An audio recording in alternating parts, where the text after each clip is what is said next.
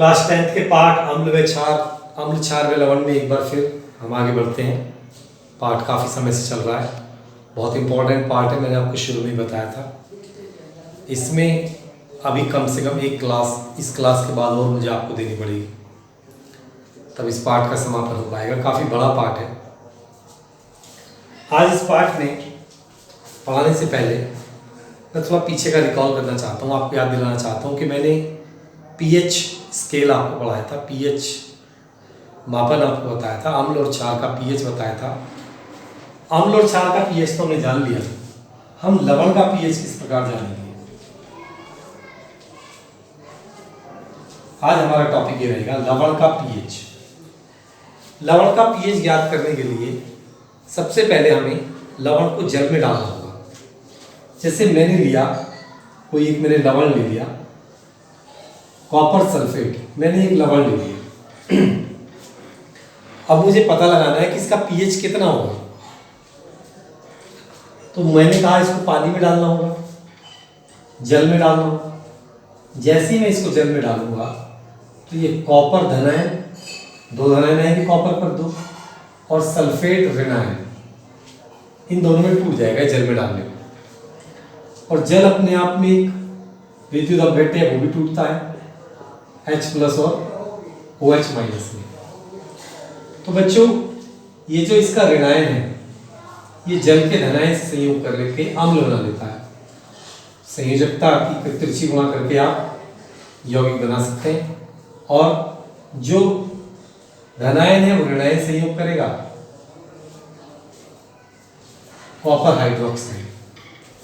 अब मैंने आपको कुछ प्रबल अम्ल और कुछ प्रबल क्षार पढ़ाए थे, बताया था कि जो खनिज अम्ल होते हैं ये प्रबल अम्ल है, और फर्स्ट ग्रुप और सेकंड ग्रुप के बताए थे कि वो प्रबल क्षार होते हैं। ये फर्स्ट सेकंड ग्रुप का नहीं है, तो ये दुर्बल क्षार।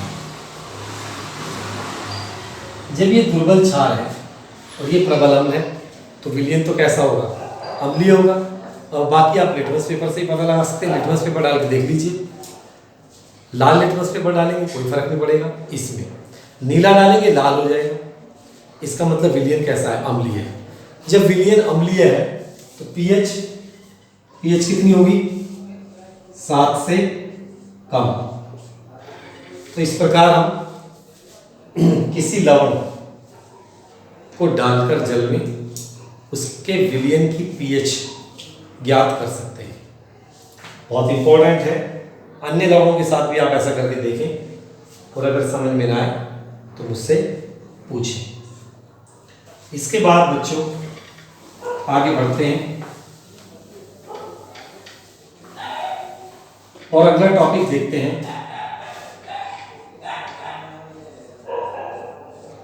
साधारण नमक, जिसका सूत्र होता है NaCl। रसायन विज्ञान की भाषा में इसको कहते हैं सोडियम क्लोराइड। सोडियम क्लोराइड बहुत इंपॉर्टेंट यौगिक है रसायन विज्ञान में। बहुत सारे यौगिकों के लिए बनाने के लिए एक कच्चा पदार्थ है, इससे बहुत सारे अलग अलग प्रकार के यौगिक बनाए जा सकते हैं। जैसे एक उदाहरण ले लेते हैं, NaCl का जलीय विलयन ले लेते हैं, और इस जलीय विलयन में विद्युत धारा प्रवाहित करते हैं। क्या प्रवाहित करते हैं, विद्युत धारा। तो जब विद्युत धारा प्रवाहित करेंगे तो 2 तार डालते हैं, कैथोड व एनोड, मैंने आपको समझाया होगा। तो संतुलन के लिए लगा लेते हैं।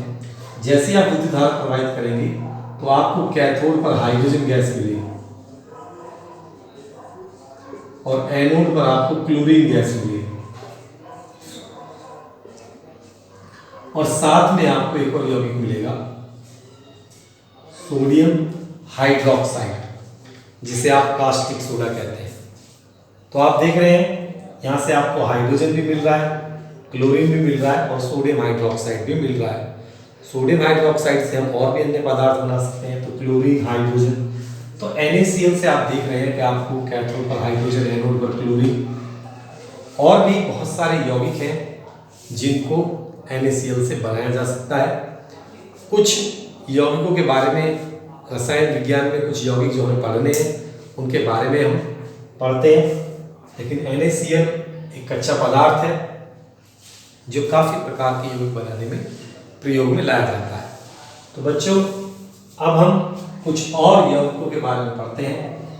सबसे पहले मैं आपको पढ़ाता हूँ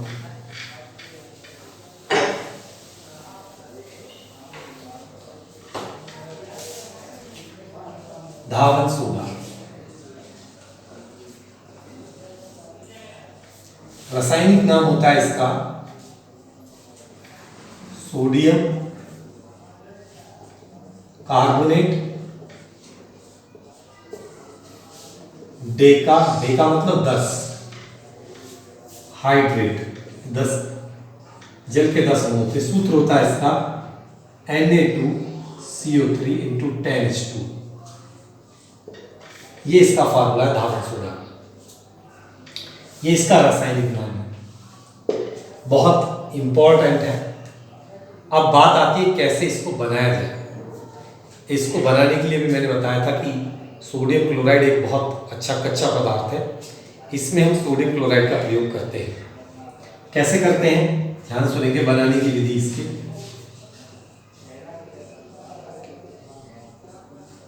बनाने की विधि देख लीजिए। सोडियम क्लोराइड का जलीय विलयन लेंगे और उसमें अमोनिया गैस प्रवाहित करेंगे।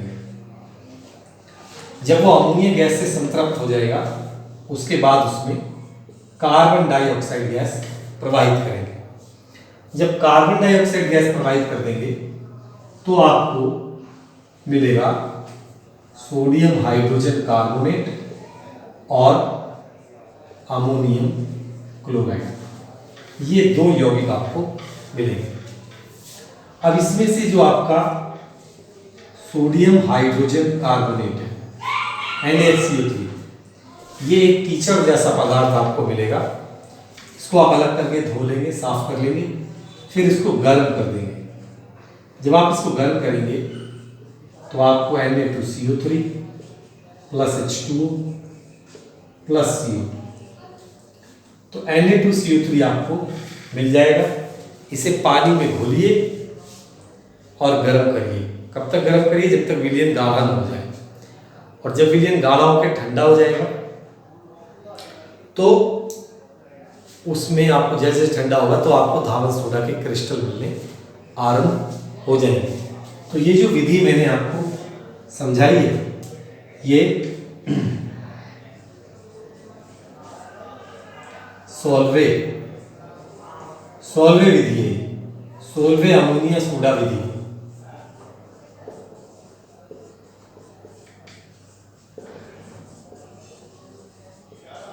और भी कई तरीकों से बनाया जा सकता है धावन सोडा को।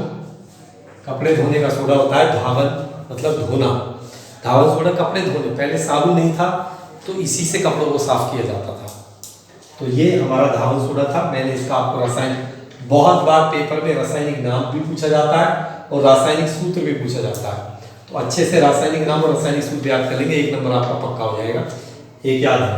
और इसके बनाने की विधि मैंने आपको ये समझाई है।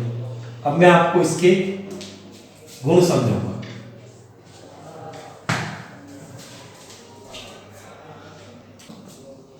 तो बच्चों अब पढ़ते हैं इसके गुण। गुण में नंबर 1, ये सफेद क्रिस्टलीय ठोस होता है।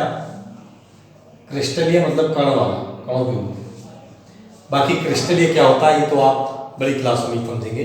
यहाँ समझाने का मतलब मेरे पास अभी आप समझ नहीं पाएंगे और आपके काम का भी नहीं है। बहुत बड़ा टॉपिक है। अगर आप 11वीं क्लास में विज्ञान शाखा से पढ़ेंगे तो पहले 12वीं क्लास में पहला ही आएगा क्रिस्टलीय ठोस।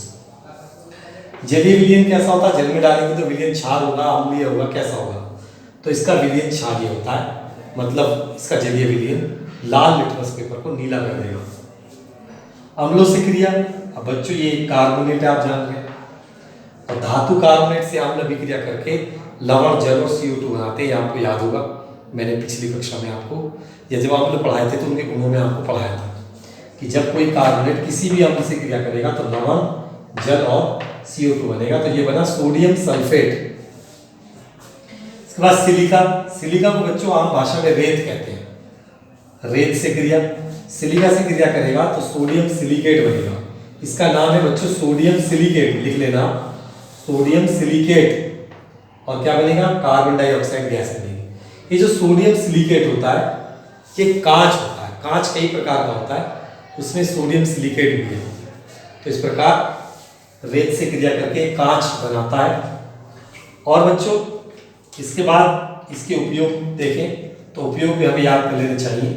तो उपयोगों में पहला है कि जल की कठोरता दूर करने में, इससे जल की कठोरता दूर होती है। कठोर जल के बारे में आप जानते होंगे बच्चों कि कठोर जल कैसा होता है, उसमें कुछ खनिज लवण घुले होते हैं, उनको कैसे दूर किया जा सकता है ये आपको पता होना चाहिए। 9th क्लास में शायद हमने से पढ़ाया भी था।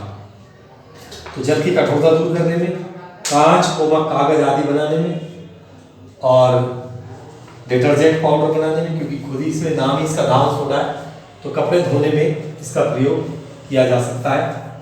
आग बुझाने वाले यंत्र में, हमारे स्कूल में जो आग बुझाने वाले यंत्र लगे होते हैं लाल रंग के बड़े बड़े से डब्बे टाइप में होते हैं, उनमें इसी से बने हुए पदार्थ प्रयोग में लाए जाते हैं। और भी कई पदार्थ उसमें होते हैं जिनका प्रयोग किया जाता है।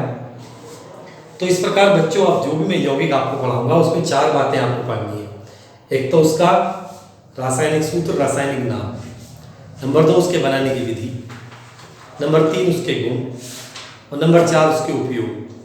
कम से कम 2 उपयोग याद होने चाहिए, 2 गुण याद होने चाहिए, ताकि पेपर में कई बार वो पूछता है 2 गुण और 2 उपयोग बताओ और कैसे बनाया जाता है, बनाने की विधि। ये सारी चीज़ें आपको पता होनी चाहिए।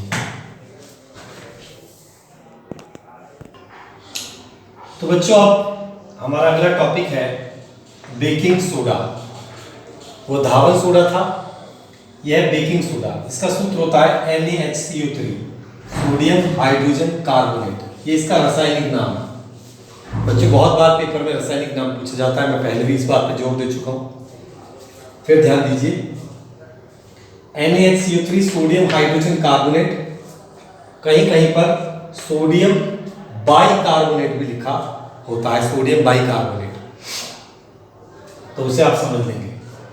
आगे बढ़ते हैं। जैसे कि मैंने कहा कि यौगिक का नाम, रासायनिक नाम, सूत्र ये पता होना चाहिए। फिर उसके बनाने की विधि, किस तरीके से उसको हम बनाते हैं। तो बनाने की विधि में हम धावन सोडा से इसे बनाते हैं कि धावन सोडा में पहले जल मिलाएंगे, फिर CO2 गैस प्रवाहित करेंगे, कार्बन डाइऑक्साइड गैस, जिससे आपको बेकिंग सोडा मिल जाएगा। गुण, ये सफेद क्रिस्टलीय ठोस है, जल में अल्प विलय है, और इसका जलीय विलयन क्षारीय होता है। मतलब इसका जो जलीय विलयन होगा वो लाल लिटमस को नीला करेगा, नीले लिटमस पर कोई प्रभाव नहीं डालेगा। गर्म करने पर, गर्म करेंगे, पूछा जाता है कई बार गर्म करने पर क्या देता है। तो गर्म करने वाली ये अभिक्रिया मैंने पीछे वाली यौगिक में बताई थी। गर्म करोगे तो सोडियम कार्बोनेट यानी धावन सोडा, जल और CO2 आपको मिलेगा, कार्बन डाइऑक्साइड। इसके बाद अम्ल से क्रिया, तो ये हम अम्लों के गुणों में पढ़ चुके हैं। कोई भी हाइड्रोजन कार्बोनेट जब आप किसी भी अम्ल से क्रिया करेगा तो आपको लवण, जल और CO2 देता है। उपयोग क्या है? पेट की अम्लता दूर करने में। मैंने बताया था पेट में जब एसिडिटी हो जाती है तो कोई हमें मंद क्षार, जो इसकी पावर कम हो, ऐसा क्षार हमें लेना पड़ेगा। इनो वगैरह हम खाते हैं तो उनमें भी दुर्बल क्षार होते हैं जो हमारे पेट के अम्ल से क्रिया करके उसे लवण में बदल देते हैं और हमारे पेट की जो अम्लता है वो दूर हो जाती है। परंतु वो कोई परमानेंट इलाज नहीं है बच्चों। अगर एसिडिटी बार बार हो रही है तो आपको डॉक्टर से ही मिलना पड़ेगा, ताकि वो एसिडिटी क्यों हो रही है उस कारण पर आपको दवाई दे सके। CO2 बनाने में भी इसका उपयोग करते हैं हम। आग बुझाने के यंत्र में, बिल्कुल सही, आग बुझाने वाले जो यंत्र होते हैं उनमें दरअसल इसका ही प्रयोग होता है। अगला है झागदार पेय बनाने, जैसे कोल्ड ड्रिंक होते हैं उनमें आपने देखा होगा झाग होता है, तो उनमें यही सोडे का प्रयोग करते हैं। एक चीज़ और थोड़ा सा बताना चाहूँगा, बेकिंग सोडा। बेकिंग सोडा इसे हम कहते हैं और ये बाजार में मिलता भी है बेकिंग सोडा के नाम से। दरअसल बेकिंग सोडा जो होता है वो सोडियम हाइड्रोजन कार्बोनेट और टार्टरिक अम्ल का मिश्रण होता है। जैसे इसमें जल मिलाया जाता है तो अम्ल जब इस सोडा से विक्रिया करता है तो कार्बन डाइऑक्साइड गैस निकलती है। तो जब हम केक वगैरह बनाते हैं ब्रेड के, उसमें जो छिद्र होते हैं वो कैसे बनते हैं, कैसे हम केक को पफी बना लेते हैं, दबाने वाला एकदम फॉर्म की तरह उन्हें कैसे बना लेते हैं। तो ये बेकिंग सोडा के उपयोग से ही बना पाते हैं। तो हम बेकिंग सोडा मिलाते हैं और जैसे ही पानी मिलाते हैं तो फिर उनकी परस्पर धीरे धीरे क्रिया से CO2 गैस निकलती है। जैसे रसगुल्ले को पफी बना लेते हैं बेकिंग सोडा मिलाकर, तो वो थोड़ा पिचकने वाला बन जाता है, सॉफ्ट हो जाता है। जैसे आपका ढोकला होता है, तो इन सब चीज़ों में हम बेकिंग सोडा का प्रयोग करते हैं। और उसमें केवल ये नहीं होता बल्कि उसमें थोड़ा सा टार्टरिक अम्ल भी होता है जो CO2 गैस निकालता है। तो इस प्रकार बच्चों मैंने आज आपको 2 यौगिक पढ़ाए हैं। बाकी के 2 या 3 यौगिक और कुछ और इस पाठ से संबंधित टॉपिक मैं आपको अगली क्लास में पढ़ाऊंगा और शायद अगली क्लास में ये पाठ समाप्त हो जाएगा। बच्चों एक बार फिर कहूँगा, अच्छे से पढ़ें जो मैं पढ़ाता हूँ, मेरी वीडियो देखें, उसे लाइक कर दें, मेरे चैनल को भी सब्सक्राइब आप कर लें ताकि आपको जब मैं वीडियो डालूँ तभी मिल जाए कोई देरी ना हो। इस प्रकार बेल आइकन दबाकर आप इसको सब्सक्राइब कर लें और तुरंत आपको वीडियो मिल जाए और आप देख लें, आपका समय वेस्ट ना हो। 2-3 बार इसको देख लें पहले, फिर क्लास में तो एक बार में देखने के लिए बोलता ही। तो इस तरीके से आज के वीडियो में बच्चों मैं आपको इतना ही पढ़ाऊँगा। बाकी का वीडियो हम कल देखेंगे। नमस्कार, धन्यवाद।